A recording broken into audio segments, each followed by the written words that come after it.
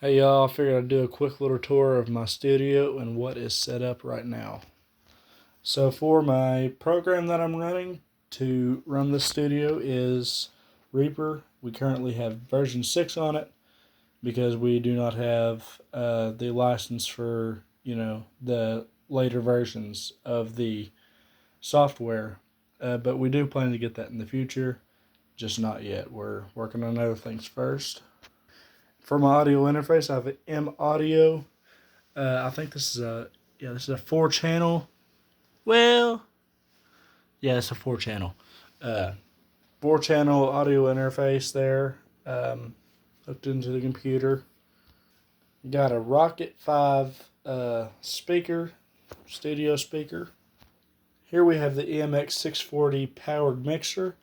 I'm debating if I'm going to keep this because it does cause a lot of feedback, more static in my recordings, and it slowly gets louder after each recording, and it kind of puts a lot of static in my recordings, and I try to avoid that as much as possible.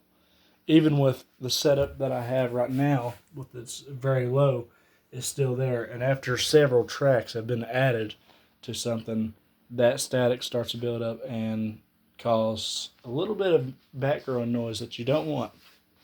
However, if I ever get a drum set in here, that the multiple channels here will be great for setting that up. But I say they probably make something that's smaller and doesn't have as much static in it. I don't know what to do with that yet. I'm still debating. So up here I have an extra monitor for the computer. What this does is if I am working, say I'm over here and I'm doing a bass or normally a guitar is what I have over here. I'm doing a guitar solo. Instead of taking my chair and going back and forth, because when I record, I have to record the track about 10 different times before I get it right. So back and forth, back and forth, back and forth. That gets old after a while. When this piano is not here, and this is a cheap piano, it sounds absolutely horrible. That's supposed to be a actual piano sound, like a grand piano sound. It sounds. You guys can have your own opinions on that. I don't care. uh, but anyways, when this piano is not here, I can move it and put it away back there or something like that, and uh, move my wireless keyboard and mouse. That's why went with wireless, and put it right on this little table here. And that way, when I am recording and I'm going back and forth, I don't have to roll my chair all the way across the room to the other country, so that way I can get things done. I can just do it right there, and it's simple. And I will drag my studio. I actually need to set it up to where it's just the same screen on both, but I can drag my studio up to this and operate it all from there. All right. Right here I've got my Line 6 Spider. It is pretty cheap amp. I mean, you can get them off Craigslist for like 50, $60, depending on what you get. Mine is dirty. It's got like mud and stuff on it. Don't ask how. That I was 10 when that happened. So, anyways, that's what I've got there as that amp. This right now has been my main amp because it has the cord out, and that's ran directly into my audio interface.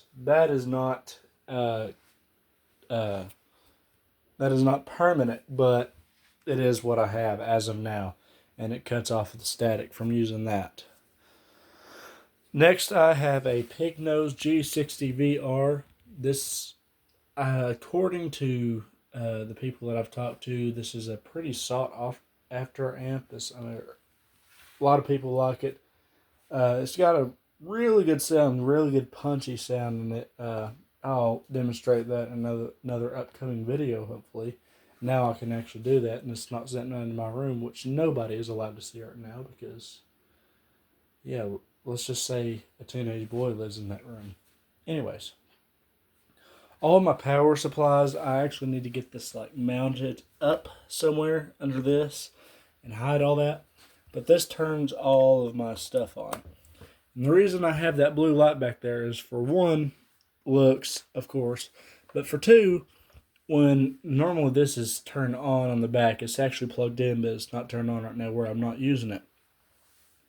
Normally, though, when this blue light is on, say I'm putting stuff up, and I turn the light off, that blue light can kind of remind me, because I am extremely forgetful and I leave my stuff on all the time.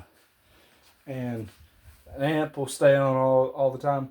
It won't hurt that one as much, but it will hurt that one. That is a tube amp. I think. I'm pretty sure that's a tube amp. I don't remember. It's been so long since I've actually even done anything with it. But, anyways, this is the most horrible piano you've ever heard in your life. I promise you, you don't want it in your studio.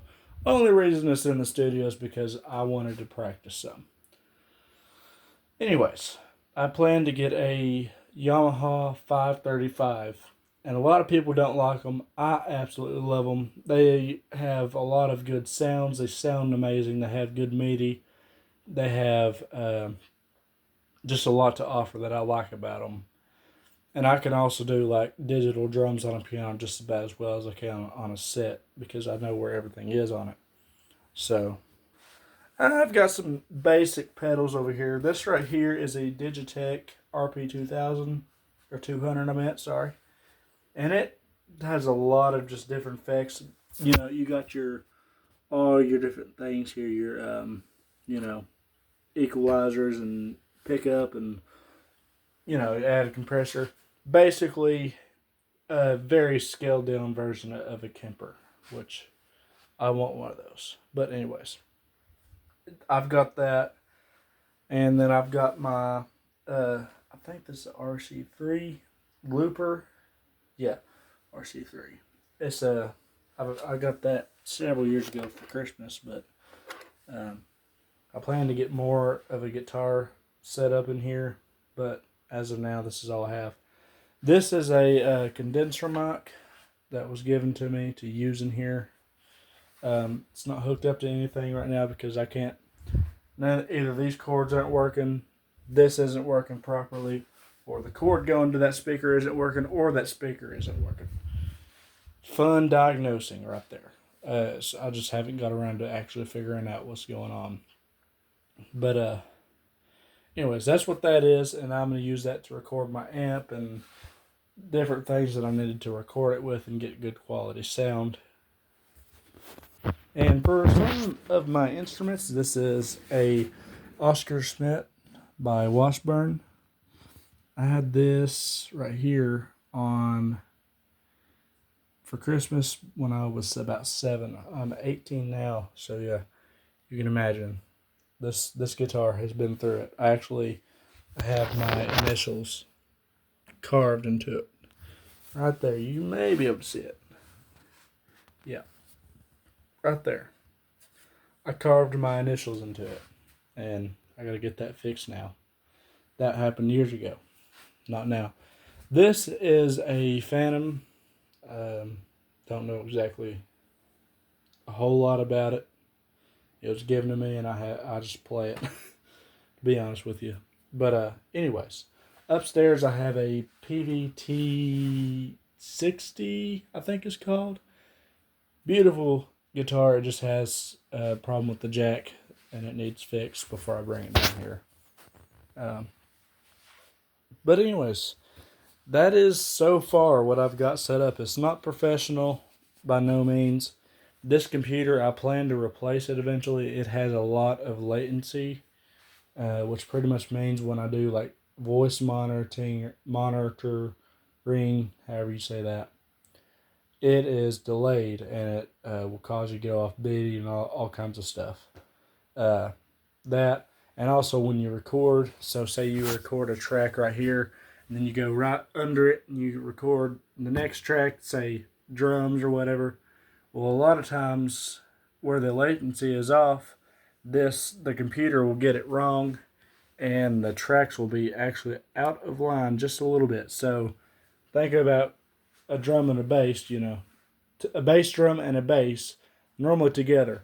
But what this will do is it'll actually separate it just a little bit to where you can hear it, and it'll sound awful. So I have to realign everything when I record it, which is annoying. Anyways, what is your all's recommendations though when it comes to a new computer and just figuring out? I don't want to buy no gaming PC or something for tens and thousands of dollars. I want something that I can get that'll work just as good, but I'm not going to pay it some crazy amount of price for it because it's not like I make $0 an hour at the moment. But anyways, so that is the tour of my studio so far. It's nothing compared to others. It's messy. It has cords going everywhere. I want to fix that. I will fix that, but just not tonight. Anyways, bye.